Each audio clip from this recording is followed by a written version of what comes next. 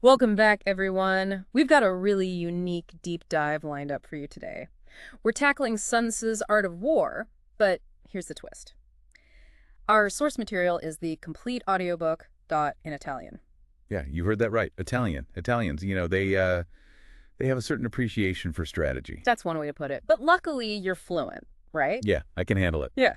So no worries, we'll decode all the brilliance of Sun Tzu together. Okay, good. Because I have to admit, hearing the Art of War in Italian just feels different. Like I'm about to learn battle tactics from a stylish mob boss or something. Well, there might be some interesting overlaps there, but Yeah. let's focus on what makes Sun Tzu so timeless, right? I mean, he doesn't just talk about winning battles. It's like he lays out this whole philosophy of conflict that you can apply to practically anything. That's what's so fascinating about it.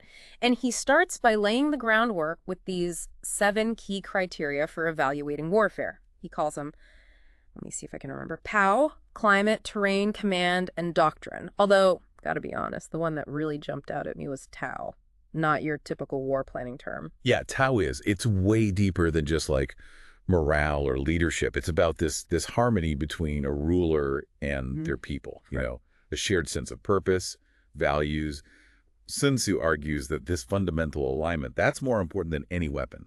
It's almost like, okay, so he uses this analogy, right? Imagine a ruler sending their people to war, and it's like sending them to their deaths, basically. If that's the vibe, you've already lost, right? No amount of fancy tactics can fix that. Exactly. It's about legitimacy, Yeah. trust, this shared commitment. I mean, think about a company where the CEO is making decisions that totally contradict what their employees believe in. What happens? Lack of motivation, people resist, they don't achieve their goals. It's wild how this concept from, 5th century BC China is so relevant to, like, modern workplaces, and that's just one of the 7 criteria. So what about the others? Well, Sun Tzu, he doesn't stop there. He gets super detailed.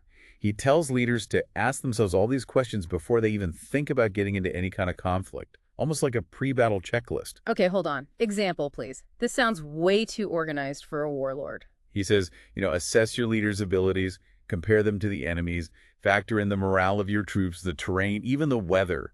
Like, don't just charge in, think it through. Makes you wonder how many historical blunders could have been avoided if people had just cracked open a little Sun Tzu. Probably quite a few. Yeah. Now, another thing he really emphasizes is efficiency over brute force. You know that famous line, a single cartload of enemy supplies is worth 20 of your own. Yeah, so it's not just about having more stuff, it's about disrupting what the enemy has. Yeah. Like cutting off their lifeline. Exactly.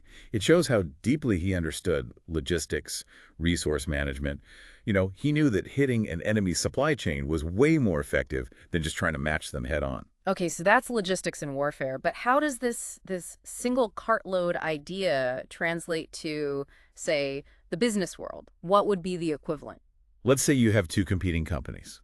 Instead of just trying to outspend your rival, what if you identify their key supplier or their distribution channel and find a way to disrupt that? Boom.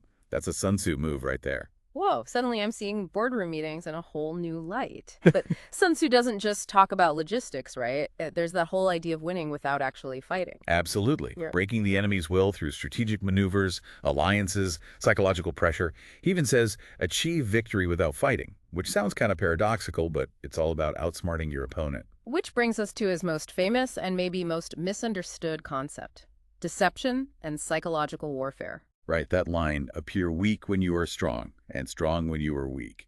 Classic, but people get it wrong all the time. So it's not about actually being weak, it's about controlling how strong people think you are. Exactly. And this applies way beyond the battlefield. Think about negotiation tactics. You don't always want to reveal your strongest hand right away.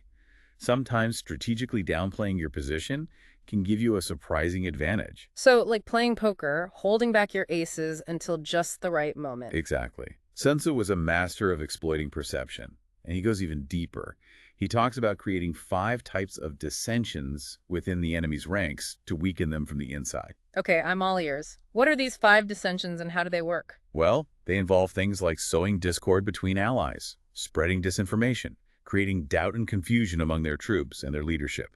It can be anything from subtle whispers to full-blown propaganda campaigns. Wait, so Sun Tzu is basically the OG master of fake news. He definitely understood the power of information warfare. If you can make your enemy question their leaders, doubt their own strength or turn on each other, you've already won half the battle. This is making me think about everything from political campaigns to social media manipulation. It's all about shaping the narrative and controlling the flow of information. And if we connect this to the bigger picture, it's incredibly relevant today. Think about modern-day disinformation campaigns and the power of propaganda to influence public opinion, sow discord among nations. Kind of terrifying how relevant a text from ancient China can be to our hyper-connected world. Well, Sun Tzu was dealing with human nature, and that hasn't changed much in a few thousand years. Okay, I think we need a moment to process all this. We've covered Tao, Sun Tzu's pre-battle checklist, the importance of logistics and resource management, winning without fighting, and the power of deception. And we're just getting started. I'm almost afraid to ask, but what else did Sun Tzu have up his sleeve? So, we've established that Sun Tzu was like way ahead of his time when it came to strategy.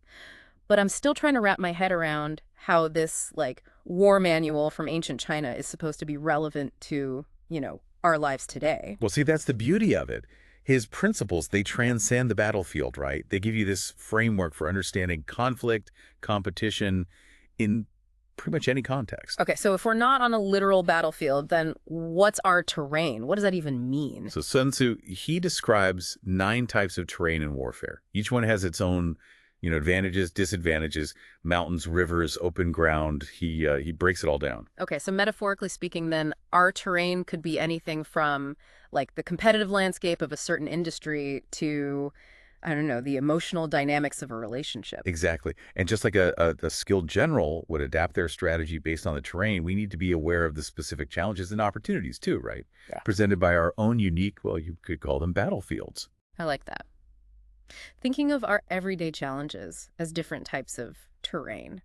But what about his actual advice on terrain? Like, give me an example from the text. Okay, well, he warns against engaging an enemy near a riverbank. He says, and I'm quoting here, "If you are fighting near a river, attack when the enemy is halfway across. Never engage them at the water's edge." Okay, yeah, that makes sense. You don't want to be the one, like, struggling to get your footing while they're already established on the other side. Yeah. But how does that translate to, I don't know, like a business negotiation? Okay, imagine you're in a negotiation and the other party makes this, like, seemingly generous offer right off the bat. That could be like engaging at the water's edge, right? It might seem advantageous, but you could be stepping into a trap. Sun Tzu say, wait, assess the situation, look for a more strategic point to engage. So it's about not rushing in blindly, even when an opportunity seems too good to be true. Got to evaluate the terrain, make sure you're not at a disadvantage. Exactly. He's all about strategic positioning, timing. Don't just react, choose your battles carefully. This reminds me of something else. Sun Tzu was big on spies and intelligence gathering. It's all about knowing the terrain, but also knowing what your opponent is up to. Absolutely. He dedicates a big chunk of the art of war to using spies. He breaks them down into 5 types: local, inside, double, expendable, and surviving. Whoa, okay, that's a lot of spies. Break it down for me. What's the difference? Okay, so local spies, they're recruited from the enemy's population. Inside spies, they're planted among their officials. Double spies are enemy agents that, well, you've turned them to work for you. Expendable spies spread disinformation. And surviving spies, those are the ones who bring back vital information. And Sun Tzu believed all these different types of spies were essential to, like, gaining an advantage. He did. There's this line, it's pretty chilling actually. It says, "Of all those in the army close to the commander, none is closer than the secret agent." Wow, that's intense. He's basically saying that information is power, and the most valuable information comes from those closest to your opponent. Right. Sun Tzu understood that good intel could make or break a campaign. He really stressed the importance of cultivating a network of spies, rewarding them well, protecting their identities, all that. It all seems very cloak and dagger. Makes you wonder how much of history has been shaped by spies and, like, covert operations we'll never even know about. Probably more than we realize. And while we may not be dealing with literal spies in our everyday lives, those principles of intelligence gathering still apply. Okay. I'm intrigued. How can we be Sun Tzu's spies, say, in the corporate world? Well, think about things like market research, competitive analysis, even just networking. It's all about gathering information, understanding your rivals, anticipating their moves. It's about, reading between the lines, paying attention to subtle cues, connecting the dots. So it's not about being sneaky or unethical. It's about being informed and strategic in how we gather information. Exactly. Being aware of the information landscape, knowing where to look for insights, and being able to separate, truth from fiction. And that's a skill that's more valuable than ever in today's world of information overload and fake news. Absolutely. Sun Tzu would have a field day with the internet. But speaking of separating truth from fiction, let's go back to his emphasis on deception for a second. Right, that whole appear weak when you are strong thing. It's brilliant, but also kind of morally ambiguous, don't you think? Like, where's the line between strategic maneuvering and just straight up manipulation? That's a great question, and one that people have been debating for, centuries. Sun Tzu doesn't give easy answers, but he does give you a framework for thinking about the ethics of deception in warfare. So how do we reconcile Sun Tzu's emphasis on deception with, our own moral compass? Well, it's important to remember the context, right? Sun Tzu was writing during a time of constant warfare. His main concern was survival and victory, often against overwhelming odds. So for him, deception was like a necessary tool for, leveling the playing field. Exactly. But in our modern context, we have the luxury of considering the ethical implications more carefully, right? We can choose to apply his principles selectively. Use deception only when it's really necessary, and always try to maintain a sense of integrity. So it's about finding that balance between strategy and ethics, using Sun Tzu's wisdom as a guide, but also being mindful of our own values. Precisely. We can learn from him without, becoming him. Remember, the ultimate goal is to achieve victory with minimal losses, not just for ourselves, but for everyone involved. Okay, that's a good reminder, but I gotta admit, I'm still a little uneasy about this whole deception thing. I understand. It can be a slippery slope. Mm. But let's shift gears for a minute and talk about one of Sun Tzu's less controversial but equally important principles, adaptability. Ah, yes, the ability to adjust your strategy on the fly. Exactly. Sun Tzu believed that rigidity was the enemy of success. He famously said, just as water adapts to the shape of its container, a skilled general adapts their strategy to the circumstances. So it's not about having some fixed plan. It's about being flexible, responsive to the ever-changing dynamics of any situation. Exactly. It's Yeah. about constantly assessing the terrain, evaluating your options, and adjusting your approach as needed. He knew that clinging to a predetermined plan when things are changing could be disastrous. This makes me think about all those times I've gotten so fixated on a particular goal or outcome that I totally miss the signs that my strategy isn't working anymore. That's a great point. Sun Tzu would tell us to be more like water, Mm-hmm. fluid, adaptable, always seeking that path of least resistance. So how do we cultivate this water-like adaptability in our own lives? How do we become more like water? It starts with developing a mindset of flexibility, openness to change, being willing to let go of our preconceived notions and embrace the unexpected. Almost like a Zen approach to strategy, being present in the moment, letting go of attachments, flowing with the current of events. I like that analogy. And it's not just about reacting to external changes. It's also about being honest with ourselves, about our own, strengths and weaknesses, being willing to adjust our approach when we need to. So being self-aware, knowing when to push forward, when to pull back, when to stick to the plan, and when to pivot. Exactly. It's about finding that sweet spot between determination and flexibility. And this actually brings us to one of Sun Tzu's most, I think, intriguing concepts, the idea that the victorious army is victorious before the war even begins. That sounds almost mystical. How can you win before you even start fighting? It's not about magic, it's about preparation. Mental fortitude, creating the conditions for success.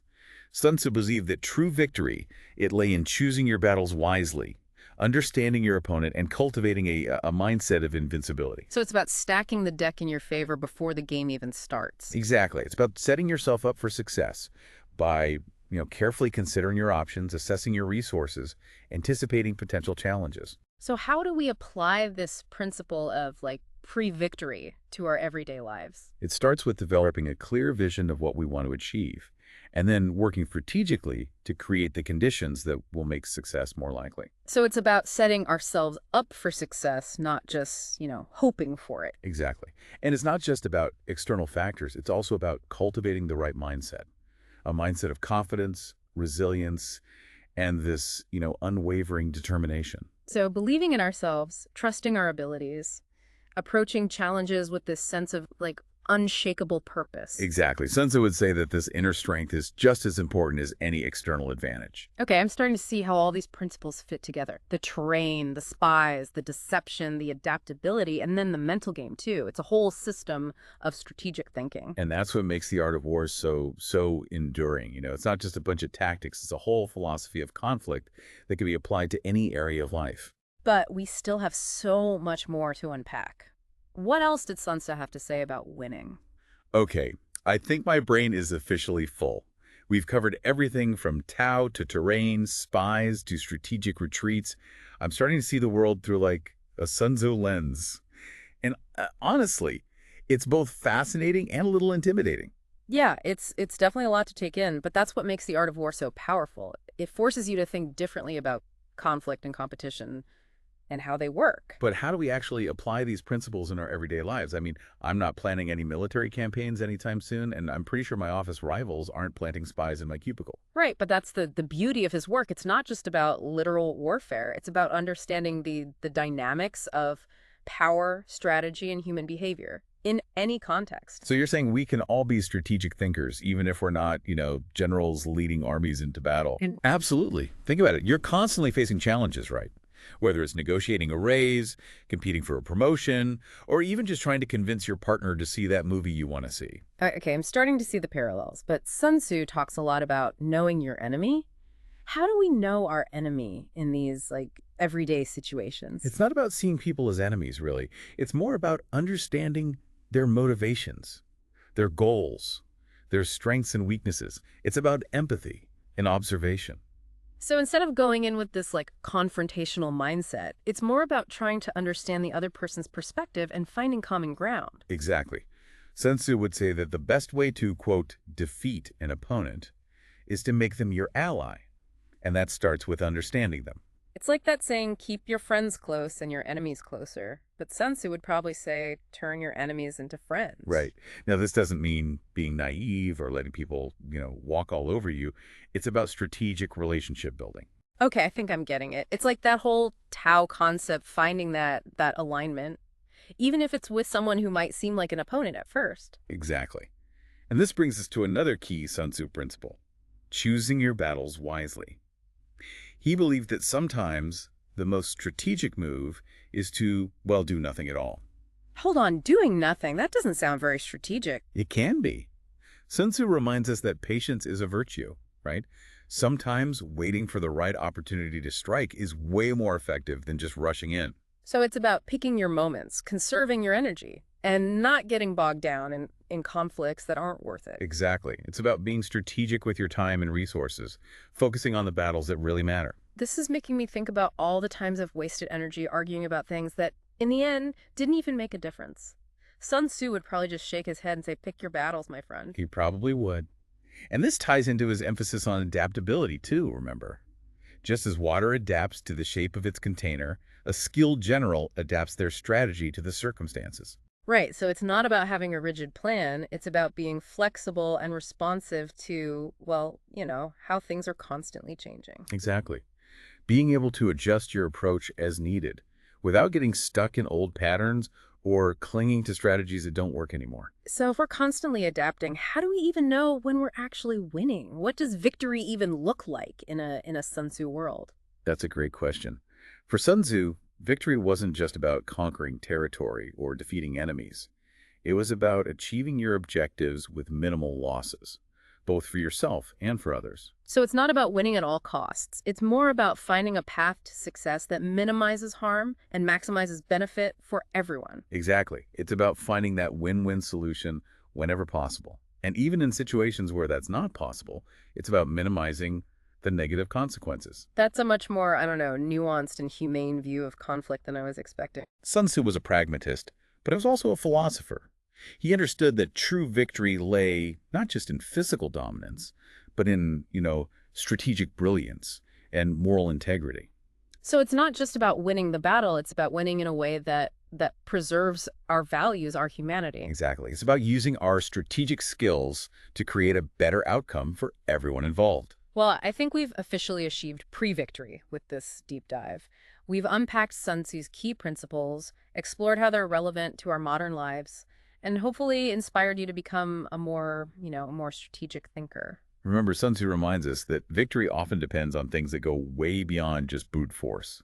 It's about understanding the terrain, anticipating your opponent's moves, and cultivating a mindset of adaptability and resilience. And most importantly, it's about using our strategic skills to create a more peaceful and prosperous world. Thanks for joining us on this deep dive into the art of war. We'll see you next time for another fascinating exploration of ideas that matter.